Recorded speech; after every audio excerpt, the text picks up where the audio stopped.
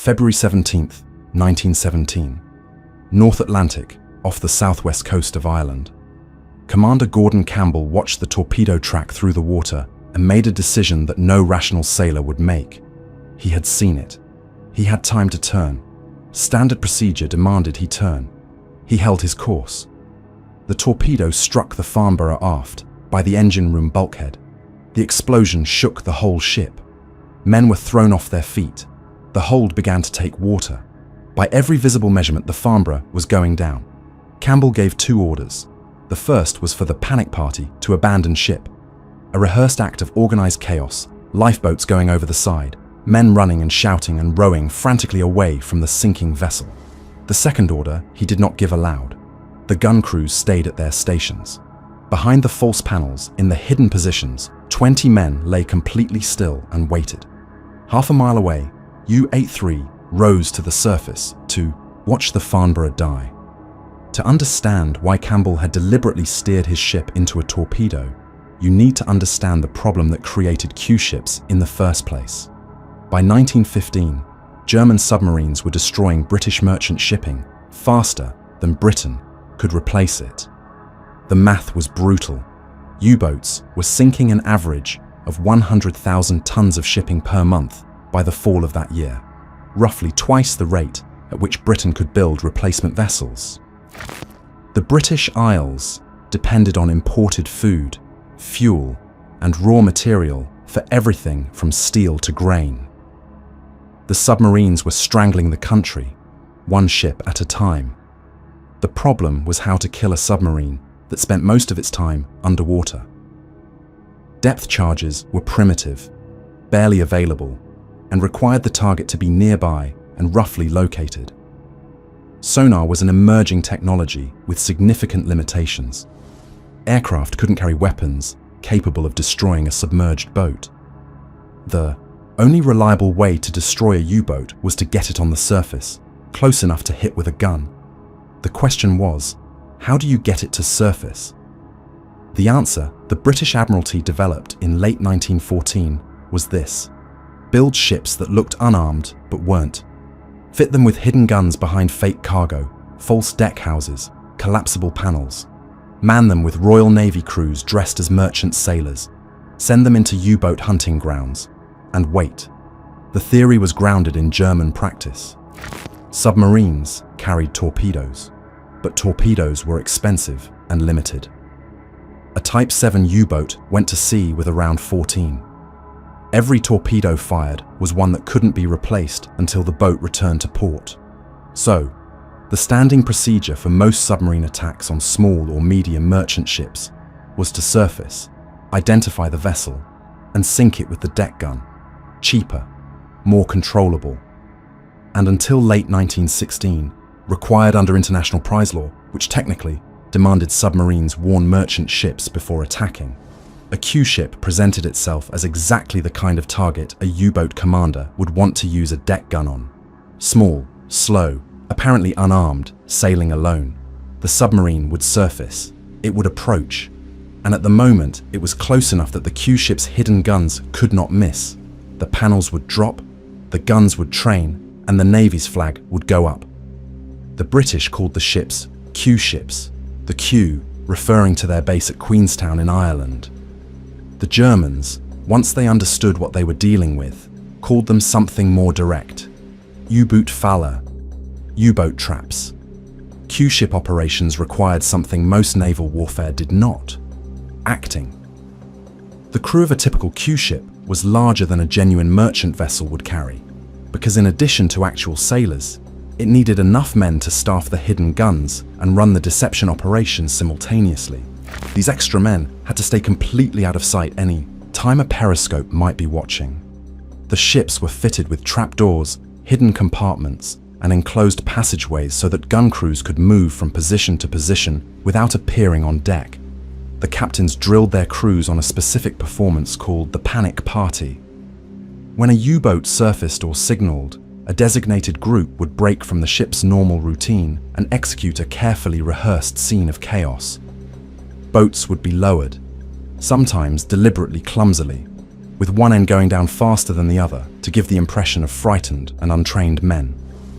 A man might run from the crew area, carrying something bulky, and drop it over the side. A stoker would appear at the hatchway of the engine room, sooty-faced, waving his arms at the departing boats and yelling to be taken along. One Q-ship kept a large stuffed parrot in a cage, which was always evacuated with great ceremony as part of the panic act. The goal was to make a German submarine commander, make a German, watching through his periscope, see exactly what he expected to see. A merchant crew, terrified and abandoning their sinking ship.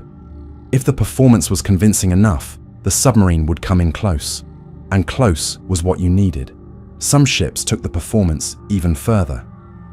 A Q-ship captain described fitting his vessel with what he called panic steam pipes. Tubes running along the engine room hatches that could be opened to release great clouds of steam, creating the impression that the boilers had exploded. Tubs of dried seaweed were kept ready to ignite on deck, producing the black smoke of a shipboard fire. Some vessels were loaded with balsa wood or empty oil drums to stay afloat after absorbing a torpedo hit. Because a ship that sank too quickly gave the submarine no reason to come in close and finish the job. The most extreme version of the performance, realized by Gordon Campbell after his early successes, was to take the torpedo on purpose. He described it in his own words afterward. "I came to the conclusion that the only way for us to ensure decoying the enemy to the surface was deliberately to get torpedoed. So the idea now was that the ship would be maneuvered so as to make the torpedo hit." Think about what that means. The crew of the Farnborough knew they were sailing into U-boat waters, specifically hoping to be torpedoed. They had trained to remain absolutely still at their hidden gun positions while their ship was hit by an explosive and began to flood around them. They had rehearsed holding position while the panic party rowed away. They had practiced staying concealed while the vessel listed and settled in the water, with no guarantee it would stay afloat long enough for the submarine to approach. Imagine it from inside one of those hidden gun positions. You're a Royal Navy gunner, lying flat behind a false panel of deckhouse wall. The ship takes a torpedo. The explosion is deafening. The hull shakes so badly that men fall, down even lying flat. Something near you catches fire, or the lights go out, or you hear the sound of water coming in somewhere below. The natural response to all of this is to get out. Every instinct you have says to move. You have a family. You have a future. The ship is going down. You hold still, because the orders said to hold still, because if you move, you expose the hidden guns. If you expose the guns, the submarine dives.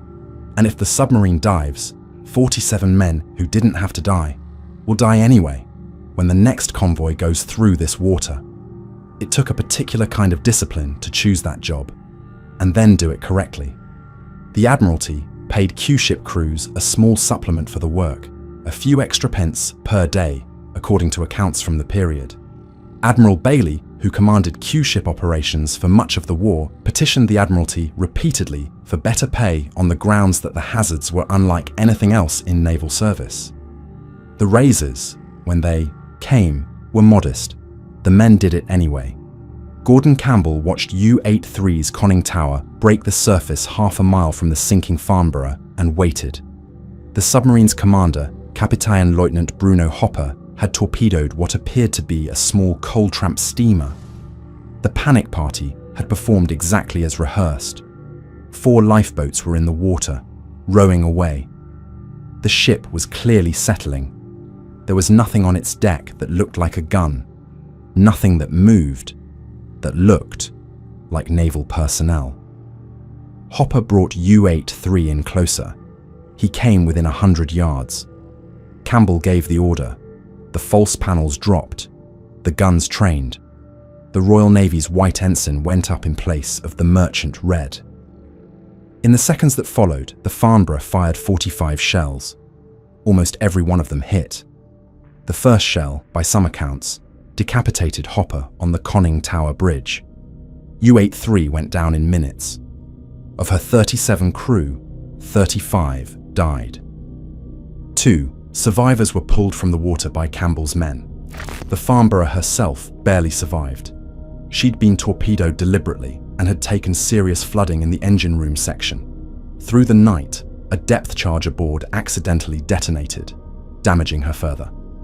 A tow was finally secured. She was beached at Mill Cove at a list of nearly 20 degrees, with 8 feet of water in her holds, still just afloat. Campbell was awarded the Victoria Cross. His crew received prize money and decorations. And the Admiralty kept the whole thing secret, both to protect the program and to deprive German crews of the knowledge of what they might be approaching. The first Q-ship successes happened in 1915 and 1916, when German submarine commanders had no reason to be suspicious of a small, slow merchantman sailing alone. They'd surface, they'd approach, they'd come within the range that killed them.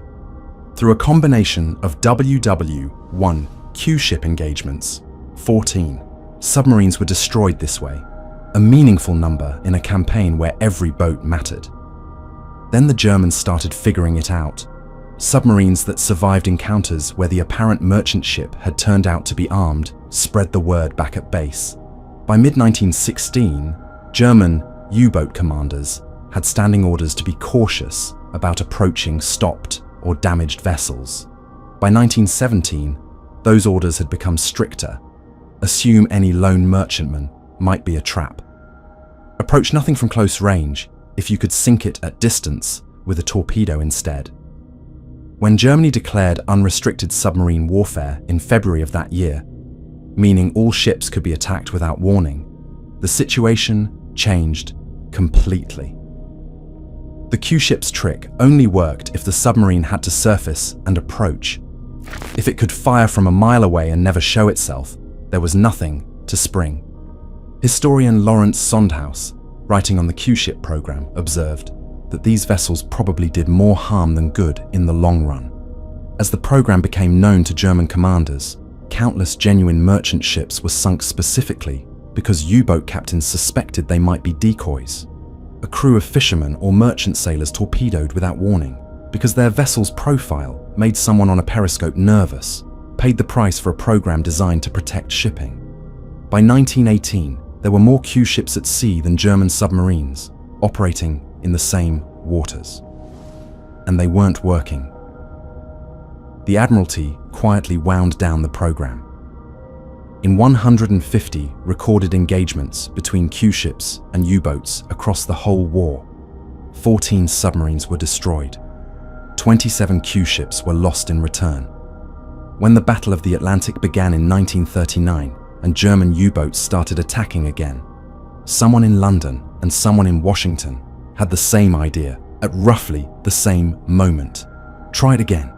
The argument was superficially reasonable. The eastern seaboard in early 1942 was a disaster. German submarines were operating in what the crew of U-123 under Commander Reinhard Hardigan called Paradise. Ships were sailing at peacetime speeds along lit coastlines, with navigational buoys still operating on their pre-war schedules. No blackout on the shore towns. Tankers silhouetted against city lights. The submarines came in close and killed ships at a rate that shocked even German command. Operation Drumbeat, Paukenschlag, sank more than 3 million tons of Allied shipping in its first 6 months. The American Navy, scrambling for anything that might help, approved what it called Project LQ. 5 merchant vessels were secretly converted and armed. Their holds were packed with pulpwood, chosen because it was the most buoyant available material, capable of keeping a torpedoed ship afloat long enough to spring the trap. The project went to sea in March. In 1942, it lasted less than a year. The ship that would become the Attic had been a cargo steamer called Caroline for 30 years, hauling freight and passengers between the West Indies and the American East Coast since 1912. The United States Navy acquired her, armed her, stuffed her holds with pulpwood, gave her 141 men, and sent her out about 300 miles east of Norfolk under the guise of a Portuguese-registered cargo vessel. Her hidden armament included 4 4-inch guns, machine guns, and depth charge projectors. She lasted 22 days at sea. Commander Reinhard Hardigan's U-123 spotted the Caroline, by then sailing under the name Attic, in the early evening of March 26th. He watched her through his periscope for hours. She looked exactly like what she was supposed to look like, a slow, unremarkable cargo ship sailing independently. At midnight on March 27th, he fired a single torpedo from 700 yards. It struck her under the bridge, port side.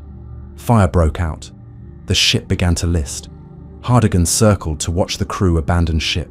He saw one boat going over the side, men in the water. Everything looked right. He brought U-123 in closer. The Attic dropped her concealment.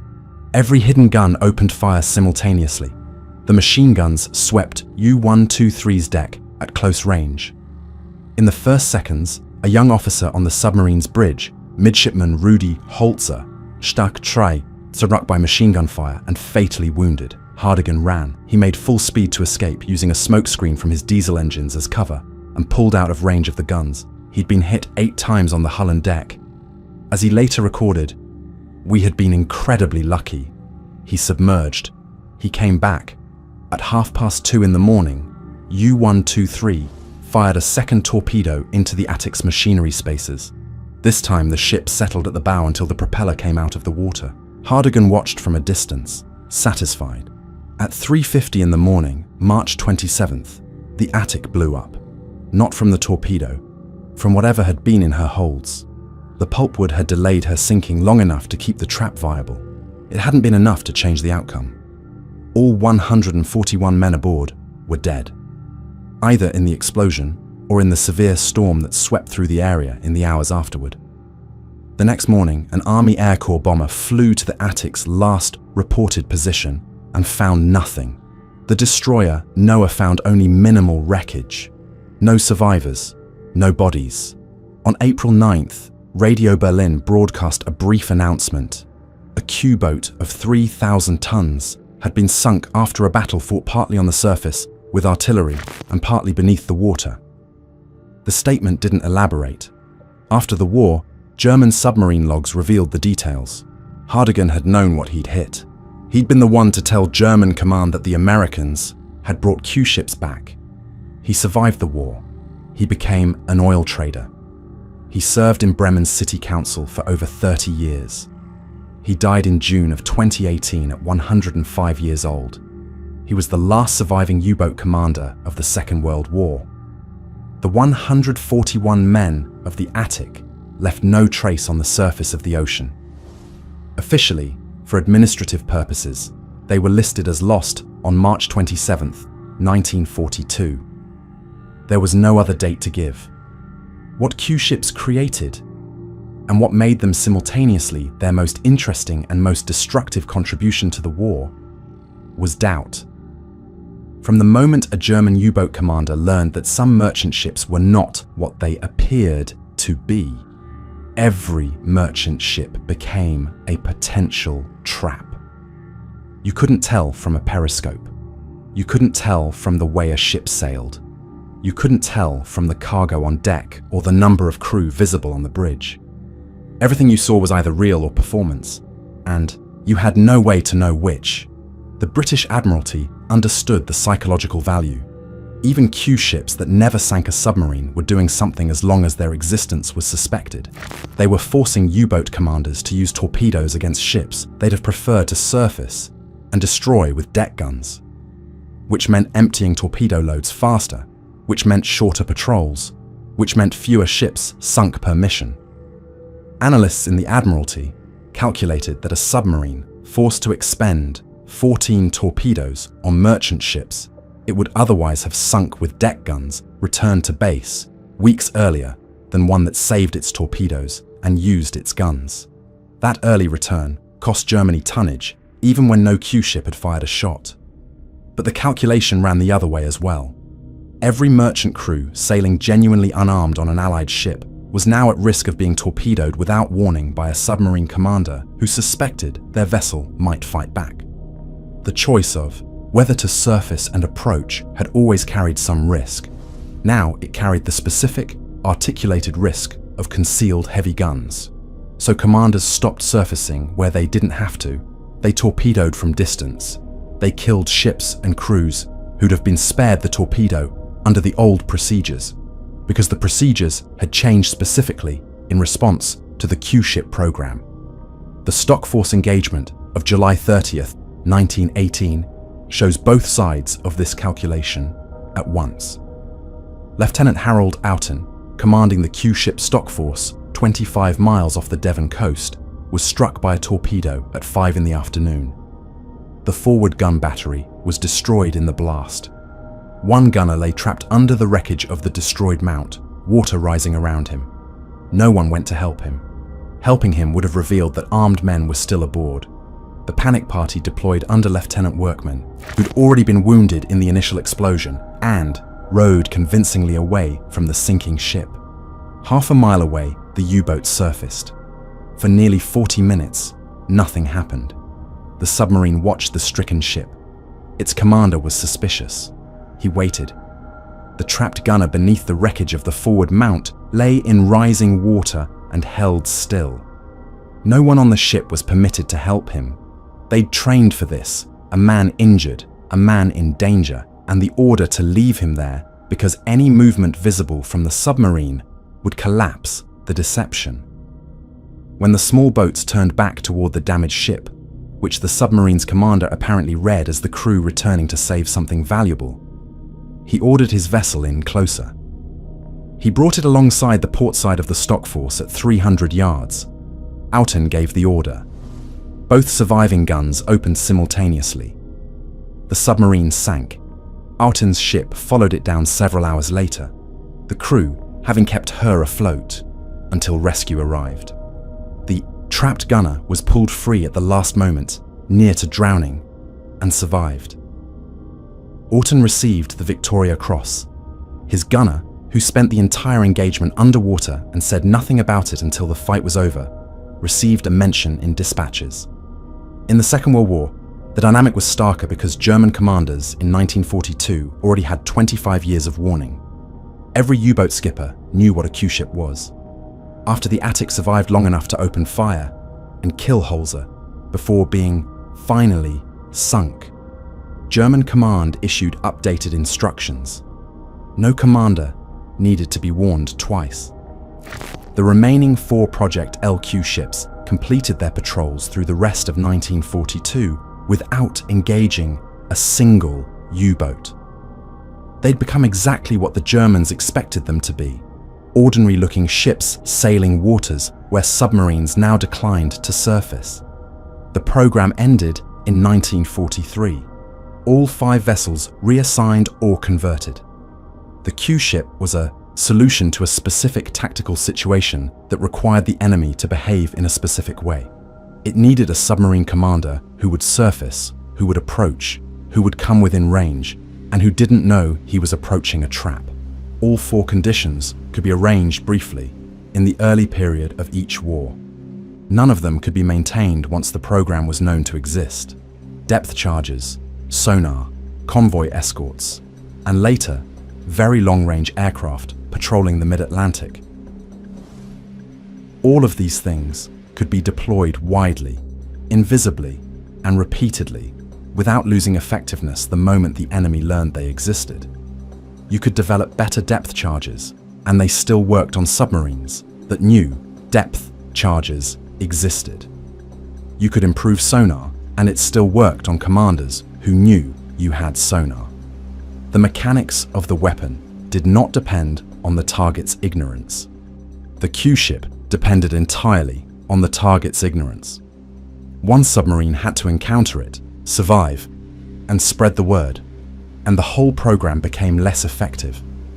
2 encounters, and German commanders were actively looking for the signs. By the time the secret was entirely open, the ships were merely floating targets that no rational submarine commander would approach at gun range. Gordon Campbell understood this. After his success with the Farnborough, he took command of a second Q-ship called Pargust, then a third called Dunraven. He tried the same trick a total of 3 times. The second time it worked. Pargus caught the submarine UC-29 on June 7, 1917, and sank her, but the intelligence was spreading. The Germans had learned to look for hinged structures on decks, for the particular spacing of ventilation shafts that indicated hidden gun positions, for crews that behaved with a slightly odd uniformity. Periscope observation before attacking became standard procedure. Commanders who circled a potential victim for 20 minutes at slow speed, watching for any sign that the abandoning ship performance was too rehearsed, were being cautious rather than timid. The third time, it didn't work. Dunraven was attacked by a submarine that declined to approach at all, shelled her from a distance, and detonated her depth charges with lucky hits that set her stern afire. Campbell and his crew fought back as best they could with the guns that hadn't yet been exposed.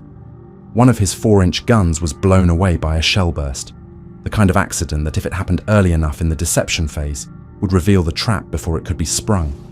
His officers nominated him for a second Victoria Cross. He declined, saying the men should be recognized instead. The Victoria Crosses went to his deputy and a petty officer gunlayer by ballot. The principle that the Q ship demonstrated, that deception as a tactic has a hard expiration date, runs through the history of electronic warfare, of intelligence operations, of camouflage and countermeasure. The value of any surprise weapon is directly tied to the enemy's ignorance of its existence. The moment the element of surprise is consumed, the weapon becomes at best less effective and at worst actively counterproductive, since the enemy now plans around its existence. Q-ships were the clearest possible example of this principle at scale. A weapon that worked beautifully against uninformed opponents, failed progressively as the secret spread, and then contributed to deaths on both sides by the time its existence was fully public. The Dunraven sank with her colours flying. Campbell survived. He never commanded a Q-ship again. Q-ships changed submarine warfare permanently, but not in the way their creators intended. They didn't stop the U-boat campaigns of either World War. They sank 14 submarines in WW1 and none in WW2. Against hundreds of merchant ships that those submarines sank in the same period, the math never worked. The programs cost Q-ship crews their lives, and they cost merchant crews their lives when torpedoes replaced deck guns as the submarine's default weapon. What the Q-ships did leave behind was a principle that every navy has carried forward. The value of tactical deception is real, but it has a lifespan. Every deceptive tactic works until the enemy adjusts, and then it either evolves or it ends. Anti-submarine warfare continued to develop after the Q-ships failed. Better sonar, better depth charges, better aircraft coordination. The convoy system applied at massive scale. Those technologies didn't depend on German ignorance. They worked regardless of what the enemy knew. The Q-ships worked once, brilliantly, and then faded because the intelligence officers in Berlin read the accounts from returning U-boat commanders, added them up, and issued new orders. Approach nothing suspicious from close range. It took weeks. Reinhard Hardigan, who fired a second torpedo into a Q-ship he'd already crippled, just, to be certain, understood something about this intuitively. After the war, when asked about the Attic engagement, he said he had been incredibly lucky. He'd survived a hidden trap by running, gone back submerged, and finished the job from a safe distance. He never described what happened to Holzer, the young officer killed on his bridge in the first seconds of the Attic's counterattack. He probably didn't need to. He'd buried Holzer at sea the same night. You can still find the principle at work today.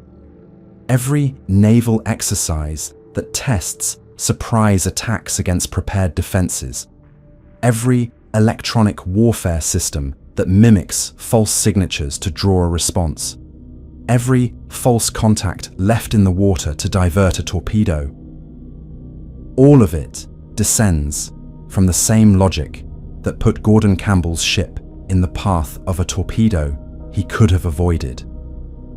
The ship that looked damaged was the one to worry about. It still is.